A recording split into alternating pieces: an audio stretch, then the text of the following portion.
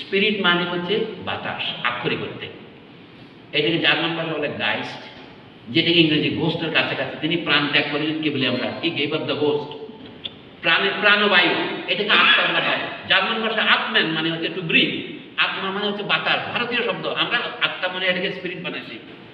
এমনকি আপনাদের বুনসেন বার্নারের যে স্পিরিট অথবা কেরুয়ান কোম্পানির যে স্পিরিট, একই স্পিরিট, একই শব্দ, মেটাফরিক্যালি একটা থেকে যেতে থাকে। ওই মেটাফোরেস হচ্ছে এইটাই। এইটা নিয়ে কিছু করার নাই। জার্মান ভাষা কেবলকে এয়ার গাইস্ট, যেমন আপনি ফাউস্টে পাবেন, তৃপ্তি আত্মা অনুবাদ করেছেন আহমদ সফা, এয়ার গাইস্ট। তো কাজে এইটা স্পিরিটুস মুন্ডি হচ্ছে সেইটা। অ্যাকচুয়ালি আক্ষরিক করতে হচ্ছে স্পিরিট অফ দ্য ওয়ার্ল্ড। এটাকে যদি কেউ পরম করে একটু বেশি করেছে আর কি, কিন্তু মানে হচ্ছে spirit, spirit of the world. এখন বাংলা কি করবেন? পৃথিবীর প্রাণ, পৃথিবীর নিঃশ্বাস, পৃথিবীর প্রাণবায়ু, না পৃথিবীর প্রেরণা? প্রেরণা মানে কি? যেন আপনাকে পাঠায়। এই যে আমরা তাড়না বলি না, ড্রাই, আর যে মদ খাই যখন আমরা চিল্লাচিল্লি করবে, কি খাইছো? তাড়ি। তাড়ি মানে আমাকে তাড়ায়। কাক তাড়ু আর যে তাড়ু একই জিনিস, একটা সাথে একটা কিন্তু যোগাযোগ আছে।